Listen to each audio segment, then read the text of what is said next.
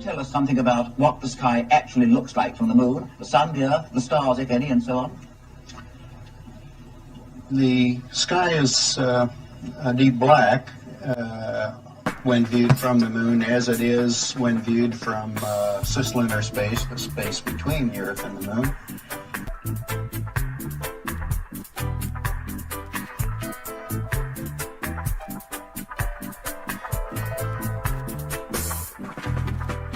The sky is deep black when viewed from the moon, as it is when viewed from cislunar space, the space between the Earth and the moon.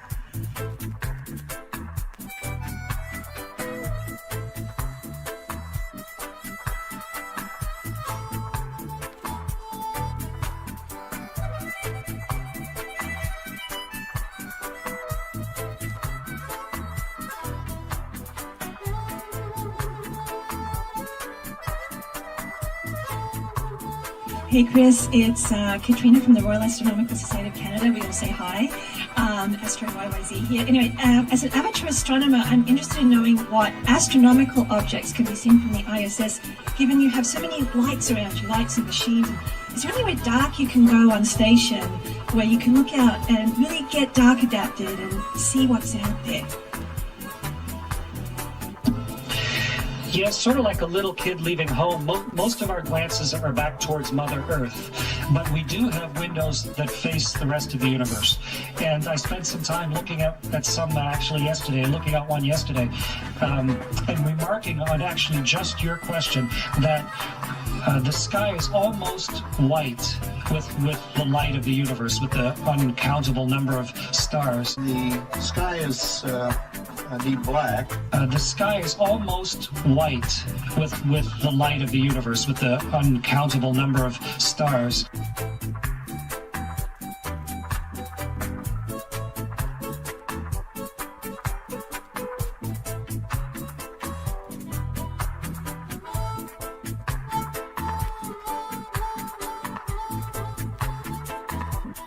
The sky is deep black. You can't see the constellations because the sky is just so alive with stars. The most unexpected thing, I think, was the blackness of space. Most unexpected thing, I think, was the blackness of space. When you look the opposite direction and you see how dark space is, I mean, it's the blackest black, and you realize just how small the Earth is in that blackness. And that when I look out at the stars, and I see there's so many stars and planets, there's so many stars and planets. The sky is almost white with the light of the universe, with the uncountable number of stars. And what you see is an immensely deep blackness.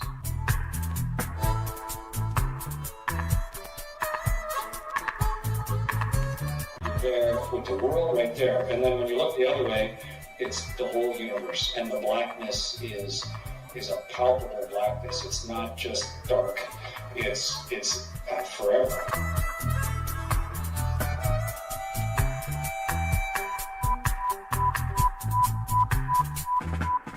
The sky is deep black. And what you see is an immensely deep blackness. A blackness that it's like a black with texture. It's like a black, sort of like black velvet, but without any shininess to it at all. You can't see the constellations because the sky is just so alive with stars. How dark space is, I mean, it's the blackest black, and you realize just how small the Earth is in that blackness, and that was a real surprise to me. And we have to realize that in space, without the intervening atmosphere, the heavens are 10 times as bright, stars 10 times as numerous. And what you see is an immensely deep blackness. Billions and billions of stars, and you can see it. In fact, they're so numerous, it's very difficult to pick out the constellations you and I see here on the ground. A blackness that it's like a black with texture. It's like a black, sort of like black velvet, but without any shininess to it at all. Some of the stars have colors we don't see here on the ground. So you see these pastel colors, light yellows, light pinks, light oranges, even light red ones, and light blue. There's all kinds of colors. An immensely deep blackness. just dark. It's light with the light of the universe, with the uncountable number of stars. When you look the opposite direction, and you see how dark space is, I mean, if the black is black. You can see a piece of diagonal line. Those are amazing. Right before the lights of the zodiac. The lights of the zodiac.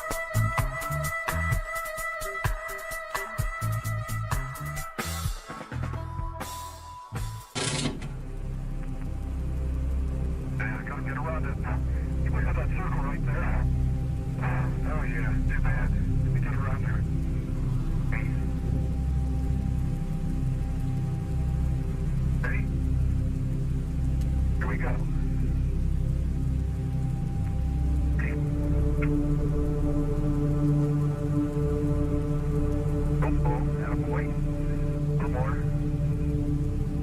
A little more. Looks like you're gonna have to do the bulk of the work today. Work. Adam, keep it taut. Attaboy. Okay, we're coming up here, 45. Up to easy, Jim, easy. Okay. Here, let me help you. Take it easy. Take it easy. Give me a hand. Okay, come on up.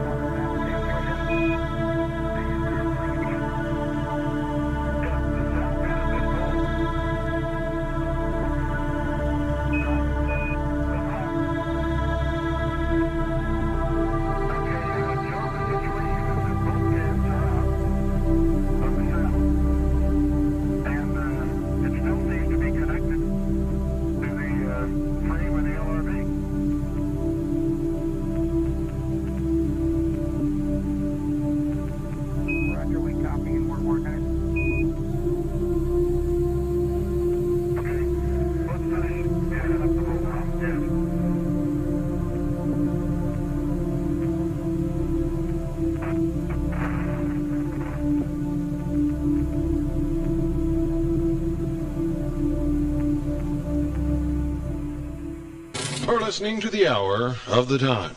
I'm William Cooper.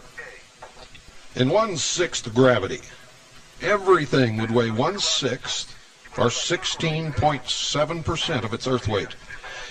In other words, a 180-pound man would weigh a mere 30 pounds. Think about this, ladies and gentlemen, because I'm going to strip away some of the bullshit that NASA's been shoving down your throats for years. Writers were speculating on the athletic abilities of men on the moon a long time before the space program and Apollo. They based their calculations on 1/6 gravity, because that's what the scientists told us the gravity on the moon would be.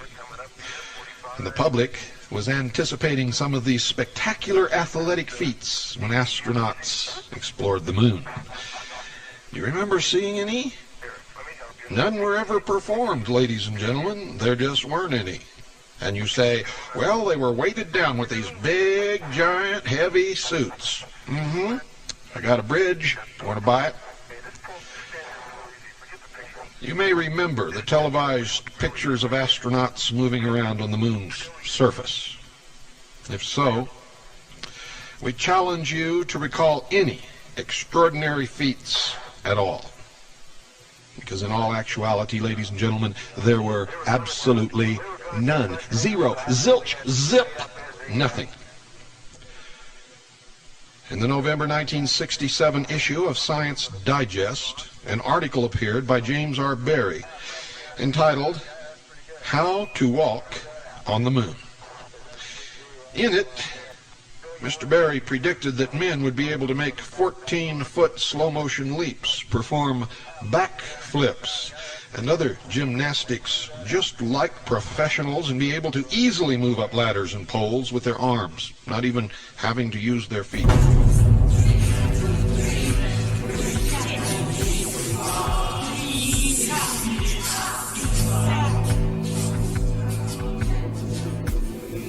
We never went to the moon, folks. We didn't walk on the moon.